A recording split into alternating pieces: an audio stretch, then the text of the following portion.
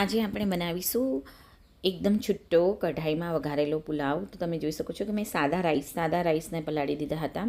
સાંતળેલું લસણ છે, શાકભાજીમાં છે મકાઈના દાણા, વટાણા, ડુંગળી, બટાકા, ટામેટાં, થોડુંક 3-1 ચમચી જેટલું તેલ ગરમ કરવા મૂકી અને બધા વેજીટેબલ્સ એડ કરી દઈશું. જીરા રાઈથી વઘાર કરીશું, ત્યારબાદ બધા વેજીટેબલ એડ કરીશું અને સાંતળેલું લસણ એડ કરીશું. ત્યારબાદ બધા રૂટીન મસાલામાં મીઠું, મરચું, હળદર, ગરમ મસાલો, ધાણા જીરું બધું મેં એડ કરી દીધું છે.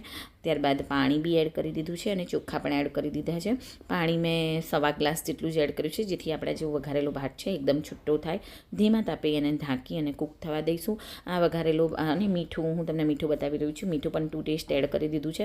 અને આ વઘારેલો ભાત છૂટો બહુ જ સરસ જાય છે દહીં અને પાપડ સાથે અને અથાણા સાથે પણ. તો તમે જોઈ શકો છો કે બસ હવે મારો વઘારેલો ભાત કઢાઈમાં તૈયાર જ છે. તો કુકરમાં પણ સરસ બને છે, પણ કઢાઈમાં પણ બહુ ટેસ્ટી બનતો હોય છે. તો તમે ફટાફટ બની જાય એવો વઘારેલો ભાત બનાવી શકો છો.